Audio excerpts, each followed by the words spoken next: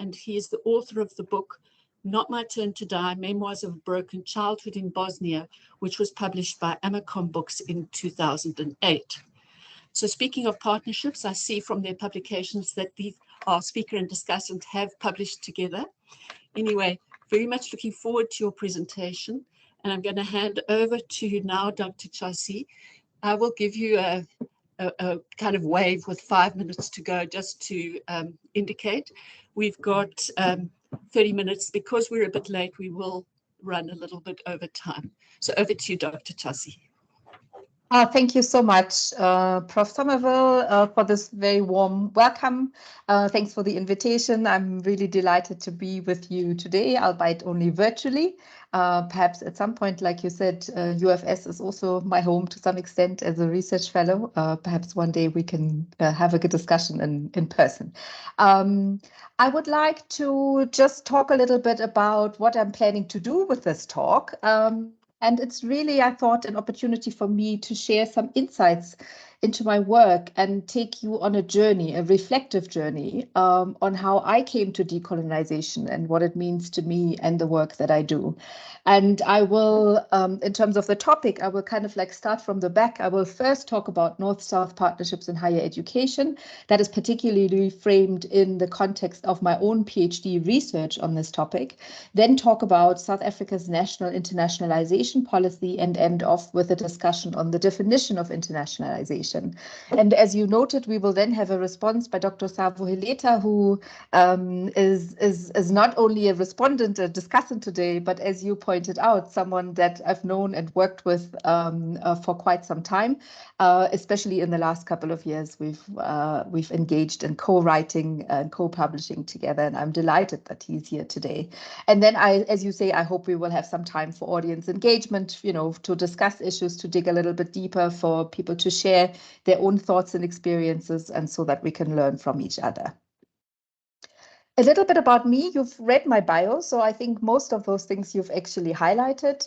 Just to say that I've worked in this field that we call internationalization of higher education for more than 20 years, always with a focus on higher education, a little bit of TVET education, a little bit of entrepreneurship education, a little bit of schooling, but mostly higher education and partnerships. And what is particularly important for me in terms of my own understanding is that I consider myself a practitioner scholar in this field. I've worked in this field for much longer than I've researched it. And so for me, it's really important that everything that we do in terms of research feeds back into practice and the other way around. And that's really the perspective that is quite important to me, as is the fact that I sit somewhere in between North-South and South-North, insofar that I was born and raised and educated in Germany, but I've lived and worked in South Africa for almost 23 years now. So South Africa really is the context, is the country that informs a lot of the perspectives that I will share with you today. And as you said, my main interest in terms of my research endeavors is in critical internationalization, global South perspectives, and that brings us today to decolonial approaches. The slide here has all the logos of the institutions that I've worked for. You touched on that, so I'm going to skip this. I want to tell you a little bit more about IEASA, though. This is the organization that I currently work for. As you said, I'm the manager for strategic initiatives, partnership development, and research. IEASA was founded in 1997, so quite shortly after the end of apartheid, after the end of academic boycotts in South Africa, initially to really provide a platform for universities to deal with the influx of international students into the country, and particularly from the SADC region and the rest of the continent. Today, IEASA's vision is to advance internationalization of higher education with an African perspective in a global context. We work with 22 out of the 26 public education institutions in the country as our members. We have a very small secretariat, of which I'm half. And in terms of our international linkages, we are a member of the Network of International Education Associations, which allows us to engage with colleagues from all across the globe, and also an affiliate member of the International Association of Universities, of which some South African universities are members as well. I'd like to point out to you that we will soon launch our call for registrations for the 25th annual conference conference, which we will host in person this year in Durban from the 23rd to the 25th of August. Unfortunately, the call for proposals has already closed, but I think you would find the topic interesting, and I'd like to invite you to come and check out the website when it goes live. So as I said, I am going to take you a little bit on a journey today, and I would like to start with the issue of partnerships and what decolonial approaches to partnerships mean to me. As I mentioned at the beginning, I really came to this topic as part of my own PhD research on North-South partnerships. My specific title was North-South Partnerships in Public Higher Education, a selected South African case study. And I chose Wits University as my case study to conduct an in-depth qualitative analysis for better understanding and improved practice. That was my aim. That was the hope when I set out to do this. I was very clear that I wanted to specifically focus on Global South perspectives and on the lived realities of partnerships for institutions and people in the Global South. And my specific concern was the very challenging nature of what we often refer to as North-South partnerships, so partnerships between universities that are located in what we call the Global North and the Global South, and the imbalances that almost seem to be inherent in these kind of engagements. And decolonization, or a decolonial lens, served as my conceptual framework for the study. I put in brackets here that it moved from the periphery to the center, and that was quite literally so, in the sense that when I started and I wrote my research proposal, I thought I would analyze these partnerships through the frame of network theory and stakeholder engagement and all kinds of things. And my original plan was to use a decolonial mode of critique almost as an afterthought. And then during the study, and as I was conducting the research over many years, it took me a total of 7 years from registration to graduation. And during that time, Roads Must Fall happened and Fees Must Fall happened. And I did my interviews mostly in 2017 and 2018. And it became very clear to me that the decolonization conversation had to move to the center of my study, and it became the key conceptual framework. Why is decolonization relevant and appropriate to North-South partnerships? In terms of my engagements with my research participants in particular, it was quite clear that it offers a useful lens to not only look at North-South partnerships in the present day, but really acknowledge that there is a history, and in the case of South Africa, a history of colonialism and apartheid in particular, and the legacies of these systems that we continue to live with in higher education specifically, but of course in the broader South African society. And decolonial approaches allow that kind of starting point, say this is where we come from. We are taking our histories into account. It then also offers a lens that allows us to recognize that there are continued dependencies and that we need to be aware of power dynamics that are informed both by our past and present realities in these kind of partnerships. And in my study, I specifically focus on 4 big areas of imbalances when it comes to attitudes. In short, that means that often, there is no intellectual input that is expected from a Global South partner in a partnership. Then, of course, there is imbalances of resources. I think this is something that many people are familiar with, and it really incorporates everything in terms of facilities and libraries and laboratories, but also resources in terms of time and capacity that people actually have to make these partnerships work. There's also an imbalance very often when it comes to benefits, who actually benefits from these partnerships. And one of the ones that I'm mostly concerned with today is imbalances and inequalities when it comes to knowledge production. And there is this, particularly when it comes to research collaboration, often this kind of paradigm that the North is the place of theory making and knowledge production, and the South is kind of like the location for field studies.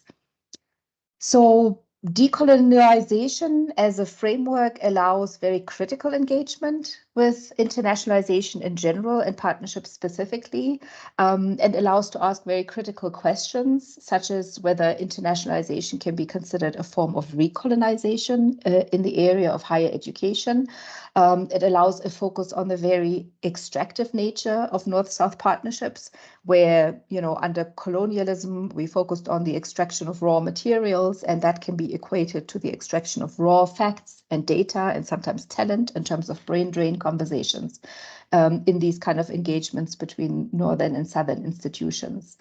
But it was also very clear in terms of the responses that I received and the insights shared by my research participants that decolonization as a lens allows us to change this paradigm of North-South partnerships, particularly the issue of Northern domination and Southern dependencies in these partnerships.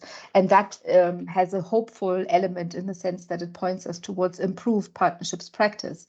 One of my favorite quotes from one of my research participants in this case, and particularly when it comes to knowledge production, is that of returning the gaze, to see there is a kind of like built-in expectation and direction of interest, conversation, knowledge production that kind of like always comes from the North to the South, and the South has a responsibility to play in increasing engagement, critical engagement in changing this paradigm and in changing patterns of knowledge production in particular. So that's what this returning the gaze stands for, and I'll come back to this in a little while. So in South Africa, I think that's one of the main take-home messages, if you so will, of my study, is that internationalization has to be responsive to pertinent issues that affect higher education, most notably transformation, decolonization, and Africanization. I'm going to not have enough time, I think, today to touch on all of those in detail, but here is an example that I would like to share with you, and I quite cheekily here call this internationalization and decolonization 2-in-1. The point here really is, the question is to say, how can you bring these two into conversation? And while I was busy with interviewing and writing up my interviews, something happened at Wits University that I thought was really quite interesting in that regard, and that was the launch of the African Center for the Study of the United States. It was launched at Wits in 2018. And in my research, I presented as a finding, as an example of how one can internationalize higher education without compromising the commitment to local imperatives. And for me, in part, this was reflected in some of the speeches that were given at the opening, at the launch. Professor Gilbert Kadiagala was the the inaugural director of Access, and he spoke about the internationalization part of this center, to say that it was aligned to Wits's vision to be an internationally leading research-intensive university, to be an Africa-based hub for critical thinking and analysis, and of course to engage in all kinds of partnerships locally and internationally with think tanks, civil society organizations, and of course universities. So that kind of like describes how a center like this, feeds into the internationalization agenda of a university, and Wits here in particular. Some of you know Professor Tawana Cooper. He's now the Vice Chancellor and Principal of the University of Pretoria. But here in 2018, he was one of the Deputy Vice Chancellors at Wits. And when he spoke at the opening, he related or made references to how the center speaks to the transformation and decolonization agendas. And I'd like to read out his quote. He said, "The creation of the center is testimony that Africans are seeking to understand the United States from their own multiple perspectives and primarily for themselves. Decolonization in relation to dominant nations and societies operates through not accepting the self-definitions of that society, but generating your own knowledge and understandings. In that respect, this is going to be an exciting intellectual exploration that bucks the dominant trend to receive knowledge instead of creating it." So for me, this is an example that I think illustrates quite well how internationalization and decolonization can be brought into a conversation and can be considered some, development agendas that kind of like reinforce each other and do not have to be seen as competing with each other and drawing resources that are in competition. As the next part, I would like to touch on the South African first national internationalization policy. Those of you who work in this area will know that it was promulgated really in the middle of COVID. It was in November 2020. And the full title is Policy Framework for Internationalization of Higher Education in South Africa. And this document from the Department of Higher Education and Training really aims to provide high-level principles and guidelines to the South African sector to set broad parameters and provide a national framework for internationalization of higher education. And the expectation is that all the universities in the country then develop and align their own institutional policies and strategies in that regard. Internationalization of higher education is defined in the policy as an international or steered process to incorporate intercultural, international, and/or global dimensions into higher education in order to advance the goals, functions, and delivery of higher education, and thus to enhance the quality of education and research. This is the definition that is reflected in the policy, and I included it here because we're coming back to this point of definition, so I hope that you will remember what I said here. When I looked at the policy and I took what I call a decolonial look at it in 2021, I published an article, and you will know, or I will share with you where you can find this if you're interested in reading it in the reference list that comes at the end of this presentation. So when I looked at this policy from a decolonial perspective, the first thing that occurred to me is that there was no direct link, no obvious connection between internationalization and decolonization in this policy document. In fact, the word decolonization, the term, does not feature once. And one could perhaps assume that this means that the policy is entirely devoid of decolonization issues. And upon a bit deeper inspection, I thought that's perhaps not quite the case, in the sense that internationalization is embedded in a broader transformation agenda in terms of South African society and higher education in particular. And also there is an indication that it is important to center Africa in internationalization endeavors.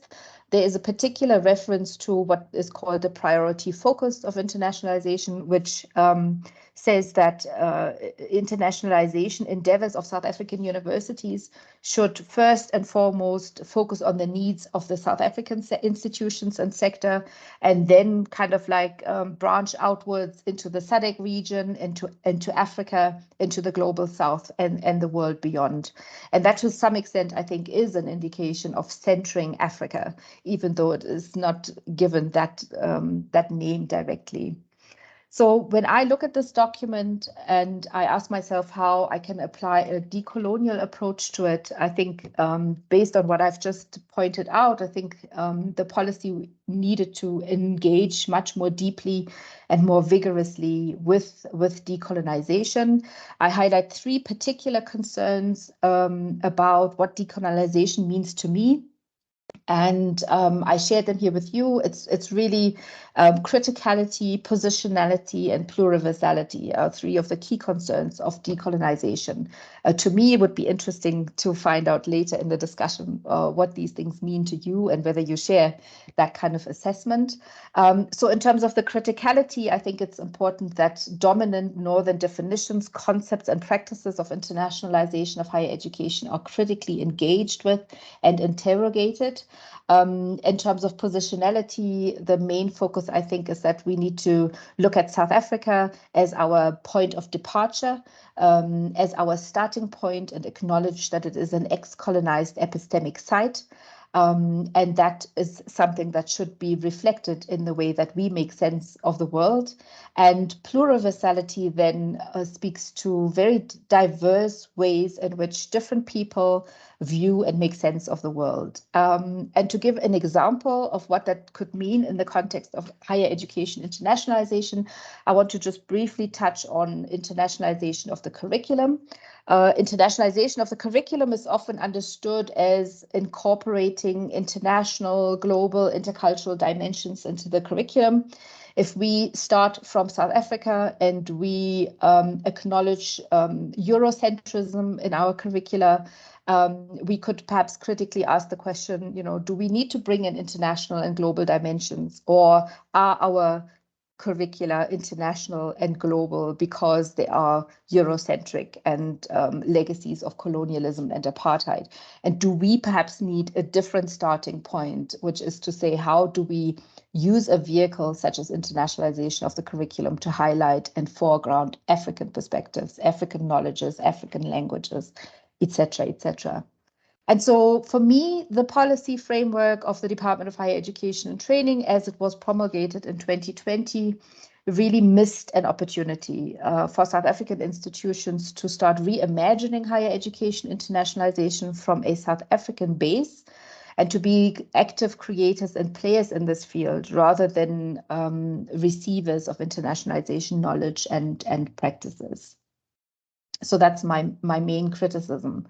And one of the things that I highlight in this article in The Thinker that was published in The Thinker is that I felt that, you know, the very fact that the policy adopts a very dominant definition of higher education internationalization is the one point that I would criticize, to say this is actually where we can make a starting point. And how to redefine internationalization of higher education has been something that's been sitting with me for quite a while. I remember being in an event that reflected on the draft policy framework that had been published. This was an event that was co-hosted by IEASA, the organization that I work for now, and the Department of Higher Education and Training and the British Council. And I mentioned in one of the critical discussions that I think that the definition must fall. Using the fallist language, of course, this was, you know, just very shortly after Rhodes Must Fall and Fees Must Fall and other fallist movements, not only in South Africa, but around the world. But then it took a couple of years for me to actually really approach this more deliberately. And it was also a very important moment in the sense that I had a conversation with Savo, who will speak very shortly. We had known each other as colleagues in the field for some time, but we hadn't really, you know, had that conversation to exchange ideas around and perspectives and research interests and focus areas, etc. But when we did that, we realized that we were both keen to tackle this definition of higher education internationalization. And that's the last part that I would like to talk to you about.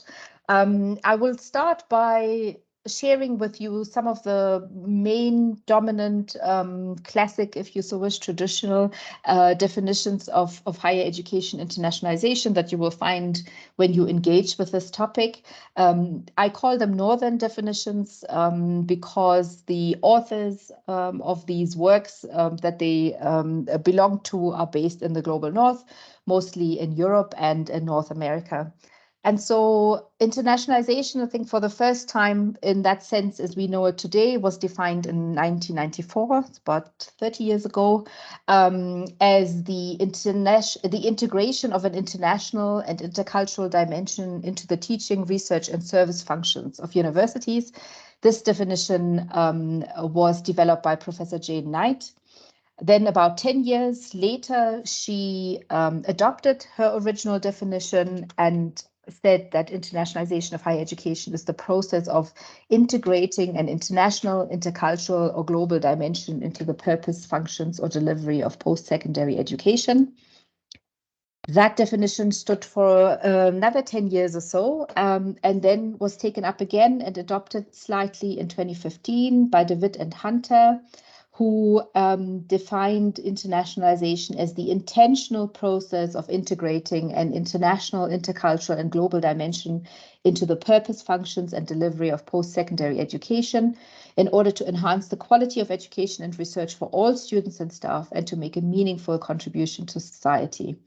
So you see that there is a little bit of a shift here, particularly with the 2015 definition, in terms of that already speaks to some extent to critical questions around who benefits from internationalization and whose purpose does it serve. But at the core of what internationalization is considered, there is not really a change here. It's really about the international, intercultural dimension that's being incorporated into everything that a university does.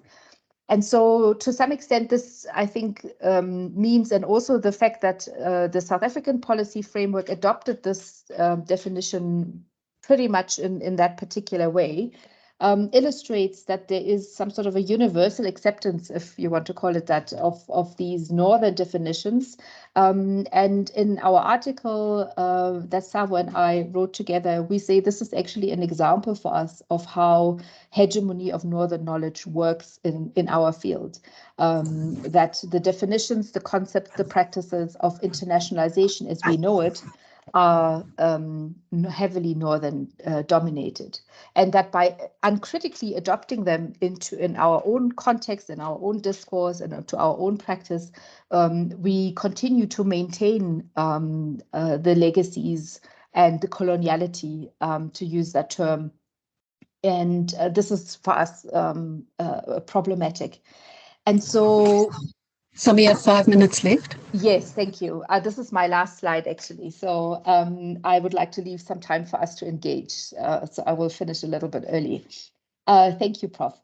So what I would like to do now is to share with you the definition that Savo and I developed. It was published at the end of last year in November 2022. You will receive the full reference as part of the reference list. But I would like to just read it out to you, and I really do hope that we have an opportunity to engage and perhaps discuss this a little bit further. We first presented a working definition of this, of internationalization of higher education at the 2021 IEASA conference. So that was in August 2021, and we took a lot of the feedback that we received on board and refined our definition a little bit further. We also got really constructive feedback from the reviewers once we had submitted to the journal. And so I think you can correct me, Savo, but I think it's fair to say that we are quite pleased with this process and are looking forward to engaging with colleagues on this kind of proposal. So our definition reads as follows. Internationalization of higher education is a critical and comparative process of the study of the world and its complexities, past and present inequalities and injustices, and possibilities for a more equitable and just future for all. Through teaching, learning, research, and engagement, internationalization fosters epistemic plurality and integrates critical, anti-racist, and anti-hegemonic learning about the world from diverse global perspectives to enhance the quality and relevance of education. So I think that's quite a mouthful. But what we were trying to do with this definition is to respond to some of the criticisms that we ourselves obviously had made in terms of northern hegemony when it comes to concepts and definitions and practices of higher education internationalization, and understanding that also internationalization cannot operate in a vacuum, but actually really we need to look at the world as it is, and we see it as a highly complex, unjust, unequal, and divided place in which these North-South partnerships are embedded, for example. And we need to apply these core principles that I briefly touched on in terms of core elements of a decolonial approach: positionality, criticality, and plurality. And we hope that with this definition, we are able to include that. If you have the time and if you're interested, we would like to invite you to read the paper, where, of course, we make a much more comprehensive argument as to why we think this is something that we would like to put out there for discussion and engagement, and see how it resonates with people in South Africa, but also, of course, our colleagues around the world. And colleagues, with this, I would like to stop here. I will just show you, and we will share this presentation afterwards. I've included, in terms of the references, our own work, of course, that I refer to, but also a number of key references. And I want to just mention Professor Sabelo Dlovu-Gacheni, who I think has been one of the most prominent voices and influences in terms of the work that Savo and I have engaged in together. And so I would like to leave it here. Thank you very much for the opportunity. I will stop sharing and hand over to either back to you, Prof, or over to Savo. Thank you so much. that was a most interesting. And thanks for being punctual in your timing. So I'm going to pass straight on to Dr. Savo for his response. Thank you. Thank you very much. This was really, I mean, it's nothing new for me because Samia and I work very closely. We have literally weekly meetings, a lot of work that we have done over the past few years. We are taking it forward. So even the whole definition, the paper that we published last year, we're looking at it in more detail. Specifically, you know, we're looking at internationalization of the curriculum in South African higher education. You know, what it is, what it was, what it is, and where it can go. And possibly, we're not quite sure yet, you know, interrogating that through the lens of our new definition. But you know, we'll get there. I'll just try to make a few points. And Samia, maybe in your in the slides before you share them, you can maybe just also add, yes, you know, when we write something, we want people to read it. So I've also independently from Samia, I've also written a critical review of the policy framework for internationalization by the Department of Higher Education and Training, and it was quite interesting. I remember reading Samia's paper and then speaking to her and telling her, you know, I can see that you were much more balanced than me, and you really tried very hard to find positives. In my paper, I didn't really do that. I went all out, and I would say with the help of Samia and her work, and also people like Prof. Savilo and Cheni. Samia just mentioned him. He's been I would say a guide for me and many other people, the intellectual guide to think through a lot of these things. And one of the papers that Samia has in her references in the slides is his paper on decolonial thinking about internationalization of higher education in the global South.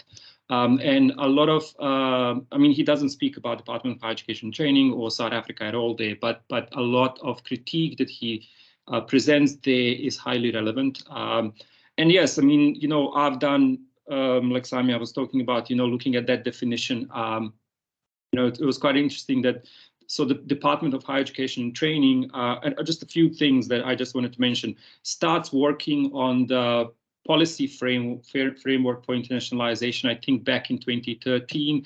Then Roads Must Fall and Fees Must Fall happened. Then, you know, fast forward to 2019, 2020, when they finalize the document and approve it, and, you know, it's all out. To have then this policy framework in a country with highly complex and unjust history, including in higher education, and to not speak about the historical and contemporary context at all, to reflect on things, to also speak about, you know, all the new scholarship that came out after 2015, 2016. I mean, also there was decolonial scholarship before that, but quite a lot happened after 2015 and 2016, and to completely ignore all that and only mention the transformational priorities, not necessarily by highlighting them, but just copying what the white paper of 1997 said, the white paper of 2013, what it said. So basically, all the transformational agendas and priorities they put in by quoting the past documents and the past priorities and things like that. And so, yeah, all that has led us to first, you know, on our own critically interrogate this plan, this agenda, this first, you know, policy framework. And then, as Samia was talking about, start thinking about, so, you know, we can't just critique. We need to also, for ourselves, figure out what is it that we can bring to the table. And a few things that one thing that I wanted to mention also, when we were going through our peer review process with our new paper, our actual definition had mention of South Africa within the definition itself. And the peer reviewers, I don't know who they are, were very kind and very, very kind of like forward thinking to say to us, your paper is about South Africa. And that is absolutely correct and fine. But don't limit the actual definition itself to South Africa. Speak about internationalization and what you would like to that field to be about, because it will be, and this is what the reviewers have said, it will be highly relevant for many other parts of the world throughout the global South. And that, I think, was, apart from a few other things, was really, I mean, you know, I wish I knew who these people, well, I don't need to know who the people were, but, you know, it's like, we want to thank them for telling, you know, convincing us not to limit ourselves, because since the paper was published, you know, we have heard from people in Latin America, in Canada, in the United States, on the African continent, how that definition speaks to them as well, and their settings and their historical and contemporary context and realities. And it was really amazing to see that. Just one other thing, just to mention, which is highly relevant to what we're talking about. Some of my interest and some of my research has taken me over the past year to bibliometric analysis. And Samia knows this quite a lot, because while Samia's work is on partnerships, higher education partnerships, and the politics, the dynamics, mine is more on, now with a lot of bibliometric analysis, mine is moving more into, so what can we see? What are the trends and patterns that we can see? So there's a paper coming out this week with my colleague Divinia Jitu from Durban University of Technology. We like to mention these papers all the time. I'm not the only one, I guess. But in this paper, we did the analysis of the past decade of South Africa's international research collaboration. So we're looking at all the publications by the South African higher education system that, you know, had co-authorship in other countries. And we looked at what are the different trends and patterns. And, you know, I'm hoping I can at some point, somehow, you know, we can share this with you, because it's going to be quite interesting. And what we have found is that there's been very little change over the past few decades, because we looked at some other bibliometric analysis before, you know, the last decade of apartheid and the first decade of post-apartheid period, and some other studies. And when you look at the top 20 countries that South African higher education system has collaborated with, you see very little change. You see some little change, but, you know, the majority of South Africa's collaboration continues to be with the global North.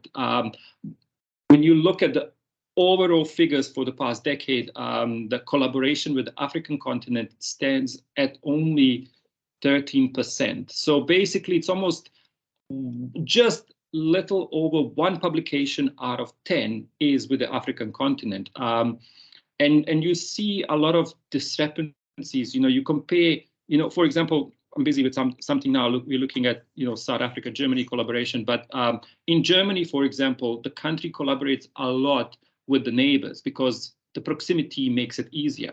In South Africa, there's hardly any collaboration with the neighboring countries. There's hardly any collaboration with the SADC region. So there's more collaboration with Australia than the entire SADC region. And you have to ask questions, you know, so what is this? How is it possible? Are there more research priorities that link South Africa to Australia than the entire SADC region of 15 countries? And you have to then go into the politics, ideology, history, coloniality, neocolonialism, all kinds of things. And we also, my colleague Divinia and I are currently busy finalizing a paper that then, you know, takes we're not looking only at South African higher education system as a whole, but we're looking at the individual institutions, and that's when it becomes even more complicated. And you look at huge discrepancies between historically Black and historically white institutions, and who does what with whom on, in the world, on the continent. And I think the last thing that I just want to mention and highlight here is that I'm really grateful that I've found this connection with Samia, our research interests and priorities, because for a very long time, internationalization in South Africa has been a very technical, operational, administrative task. What we are interested in a lot is the notion of knowledge, of internationalization as a field of study, and not just us counting how many students are here. Did we get the visas, the MOUs? I'm not saying those are not important tasks. They're very important. I know the people who work on that, and they do a lot of hard work, but we have to add to that, and we have to study what, why, how of internationalization. And we just cannot go on and copy whatever they do in the global north as if they know, and we just need to replicate whatever they're doing.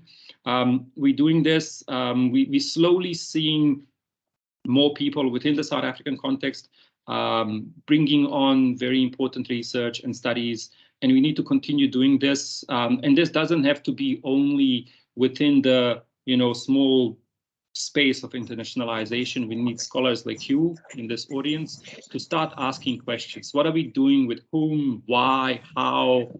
What are the ideas, prospects, possibilities of whatever it is that you're looking at?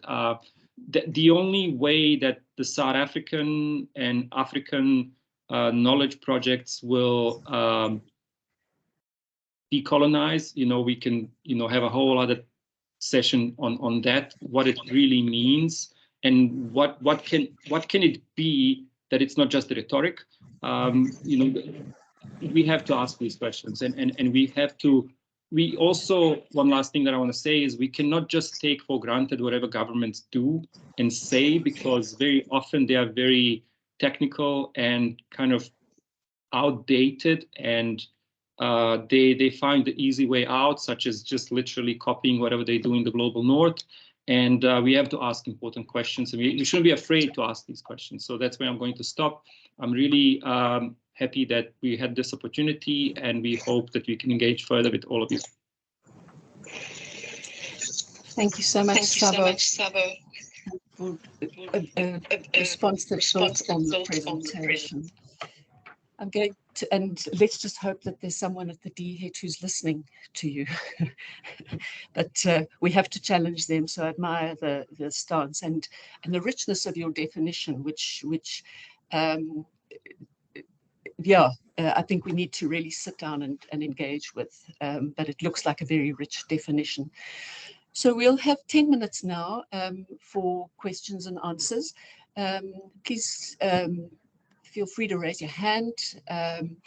I'm not sure, Samia, if you would like to take one question at a time or more than one. Maybe we see how they come in. But the floor is now open for questions.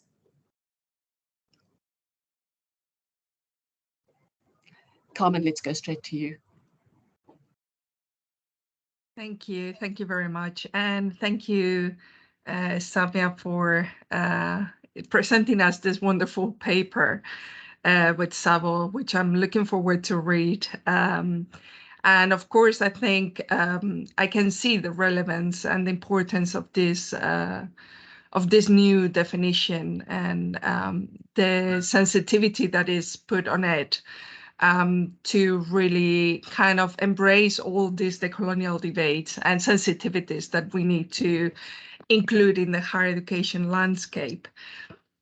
I guess, something that I was wondering after reading the definition, it was especially, because I can see how you capture, many kind of decolonial debates about the plurality of epistemic systems, anti-racism, and so on.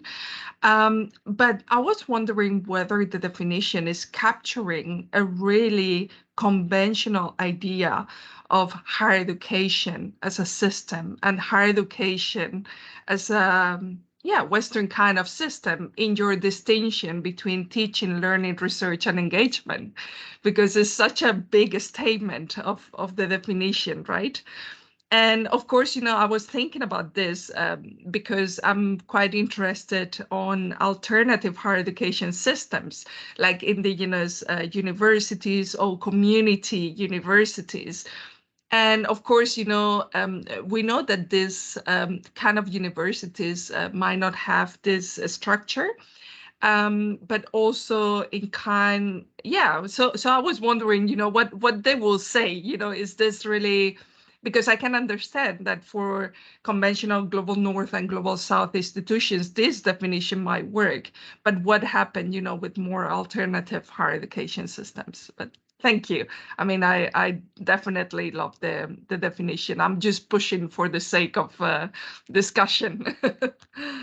Yeah, absolutely. If I may just respond briefly, because I think this is a comment and an invitation and a push, and I'm really excited that you say that, because you are absolutely right. I mean, in terms of the framing of our conversation, of our definition, we operate in the system that we know, right? We operate within a system that has higher education institutions that are colonial institutions in the sense of how they were set up in South Africa, how they are structured, what they teach, how we teach, and all of that. So I love that push. I think this is actually really something that can be very exciting to dive into. And it reminds me of something that Professor Walter Minolo once said in a talk that I attended at the University of Pretoria, where he was talking about decolonizing the university. And in the Q&A session, someone from the audience said, but Prof, isn't that a mission impossible? Because doesn't it mean that we actually have to do away with the very institution of the university as we know it, if we want to, truly decolonize? And his response was to say, yes, that's one way of looking at it, and that might become quite an overwhelming task to do that. And so his suggestion was that we occupy spaces within the institution to say, where can we start these conversations? And I thought that was really helpful. So in a way, I think you are pushing us, and thank you so much for that. Savo, I don't know if you also want to respond, but I know that there is another hand, and since we are a little bit limited, maybe we'll go to Prof. McKenna. But thank you so much, Carmen. Maybe this is something we can do together. Thanks. Yes, let's have Prof. McKenna's question. Hi, Samia. I love that. It's Sue here. I really thought, I can't believe I haven't read your paper yet. It's going to be so useful for a conversation my PhD students are having at the moment and that I'm part of. I just want to pick up on something, and I hope it's not a red herring, but to pick up on Savo's comment about the internationalization policy and how it really doesn't touch on normative ideological debates at all. It really focuses more on the technological, I suppose, and the only reference to the broader conversations is through direct quotes to old policies. But I think that needs to be also seen perhaps within the broader issue of, okay, the DHET, the most recent DHET documentation on different kinds of institutions, whenever that was, 2021, and even the 2013 white paper on post-school education. I think we just see a move ever since 1997, an attempt by DHET, I think a misguided attempt, to write documents that are seemingly neutral, seemingly objective, I don't have the right words, but that actually fail to engage with the ideological aspects of what a higher education is for, who gets to learn what knowledge and what's the purpose of a university and society and all of that stuff, which was there in the 1997 white paper. It's not just the internationalization policy that we see it being absented. I think this is actually a far bigger issue around the stuff that's coming out of DHET in what I would argue is a fairly kind of neoliberal understanding of what our universities are for. Thanks again to both of you for a great presentation. Oh, thank you, Prof. And I would agree with your assessment, and thanks for pointing that out, putting it into the much broader, much bigger context of higher education in South Africa and the role of the department in it. And perhaps to some extent, I just wonder if there is also like a parallel between you know, in internationalization, there's often been that debate, you know, who does internationalization belong to in the university? You know, is it the remit of an international office, which in many cases in universities, for example, does not have a knowledge production or a research function, right? We now sit in South Africa in a context where there are more and more of our colleagues who work in international offices who actually write their master's thesis and do PhDs on topics that are related to their work, you know. And I wonder to some extent if that's a similar dynamic that plays itself out in the department, you know, in the sense that it becomes, as Savo said, an administrative, a technical exercise, an exercise of reporting on internationalization, how many students, how many partnerships, how many co-batch degrees, joint PhDs now, and all those kind of things. But that's I think that's a very important point that we probably all in the system have to engage with much more deeply and deliberately. Thanks. Thank you. We've got, yes, I mean, I think there's a lot to be said for just the words that are in the policy documents, having the right words, but what actually lies behind them. We'll take a last question from Faith, and then a response, and wrap up hopefully by a little after 5 past. Thank you so much. Thanks, Fenella, and thanks, Samia. I really, really love your work, and I'm following it very closely on LinkedIn. And thanks, Savo, for that commentary. I think my question is more to, I'm not sure if either Samia or Savo, but it came to mind when Savo was speaking about the bibliometrics in terms of many global South African scholars, to be specific, collaborating or writing more with the global North scholars more than we are doing with the sub-Saharan African region. And I'm wondering if that doesn't have to do with funding, that most of the projects that we're working on are actually funded by the Global North. So by virtue of that, we tend to collaborate with the Global North partners when we're writing. And I'm wondering if you have ever done a landscape survey in terms of funding across the that's available in Africa that Southern African universities could actually make use of to collaborate as African institutions, and then thereof publish after that. Because I think the struggle, especially for us as early career researchers, is identifying funding that's available in the region that will make us be able to collaborate, say, with a university in Botswana or a university in Zimbabwe or a university in Lesotho, for example. So most of the funding that we see and have access to is funding that is from the Global North, and often they require Global North partnerships, like a UK institution, for example, to collaborate with a South African university. Thanks.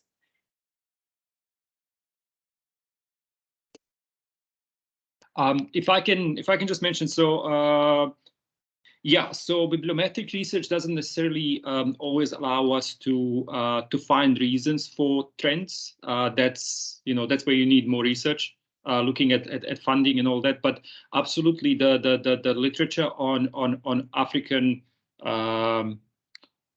collaboration or the lack of speaks about us in a lot of detail. The funding outside of South Africa, and I'll just give you an example. There's a publication, I can share it with Samia, and maybe she can include it in her presentation. There's a publication there was out a few years ago that looks at the African Knowledge Project and science, and especially looking at young scientists, that took an example of Makerere University in Uganda and who funds Makerere University and research at Makerere University. And this study found that something like 92% of funding for research and scholarship at Makerere University comes from the Global North. And so what comes with that, it's not always an imposition that you have to work with the partners in the Global North, but you are committed to projects. and those projects are with Harvard University, those projects are with university in Germany or whatever it is. And so South Africa is one of the only few countries in Africa that has considerable funding, but through NRF and other funding mechanisms. But a lot of funding from NRF also has links with the funders from the global north. And I think, so yeah, it's a lot of, there is a need for somebody to really interrogate this in a lot of detail in terms of what gets South Africans to kind of primarily work with the global north. But another thing, I'm not sure if my colleague and friend Pedro Mzileni, he's recently joined University of the Free State. He's a sociologist, and previous comment about the neoliberal nature of South African policy documents in higher education. That is an area him and I are working on this year. We're looking at the Department of Higher Education Training's strategic plan for 2020-2025. The things that we found there, the direct quotes, are just shocking. The purpose of higher education in South Africa is to meet the needs of the employers. That's literally what they say. Transformation is something that universities have to do because of the pressures from student bodies and things like that. So transformation is not a priority. It's something universities have to do because the students are loud or whatever they, saying. But also very recently, we just finished something that will be published in University World News. We take the notion of bibliometric coloniality. There was a book recently published that looks at Ghana and the publishing in Ghana, and the authors of that book speak about, it was in the University World News last week. They speak quite a lot about bibliometric coloniality, and so Pedro and I then look at the reasons for bibliometric coloniality in South Africa, and you don't have to go further than just, and all the people here affiliated with South African universities will be very familiar with the lists of accredited journals the Department of Higher Education Training shares every year. I encourage you to look at those lists and find an index, a group of journals from the global south or from the African continent outside of South Africa. Nothing is there. There is nothing there. Scopus, Web of Science, and 2 or 3 others from the global north, and 2 South African lists. That is it. So as a South African scholar interested to do intra-Africa research and publish in an African journal, if they're not on those lists, you're very likely not going to do it. So there are structural and systemic changes, and we are in 2023. The list will come again for journals published this year. It will not be there. And now, whose fault is that? Is it historically white universities? Is it white academics? Is it global north? No, somebody in Pretoria deliberately for the last 10, 15, 20 years has chosen that what is part of those lists. And the majority of the global south and the majority of the African continent and hundreds, thousands of journals from outside of the global north are not part of this. And with those lists, they frame your focus areas and with whom you work and with whom you don't work, and where you publish and where you don't publish. And basically that way, Africa and the majority of the global south are just not on your radar. And so we really have to keep asking these questions and keep provoking people to tell us why. Why is this happening? Why are they doing what they're doing, for the last 3 decades? Thanks, Savo. I'm going to interrupt you there. But I'm going to need to call it to a close now in the interests of time. Thank you so much to you both for raising really interesting and provocative questions. And I think you've given us a lot of food for thought. And I think thank you to participants who've raised questions, prompted further provocation. And I think we all go away from here with some rich thinking and some work to do. So thank you, everybody. We hope to see you at our next Brown Bag Talk. Edward will send out the communications, no doubt. And yeah, thanks everybody. We'll pull it to a close now. Thank you so much, everyone. Bye-bye. Bye-bye. Thank you. Thank Bye. you. Bye. Thank you very much. Thank you very much. Bye.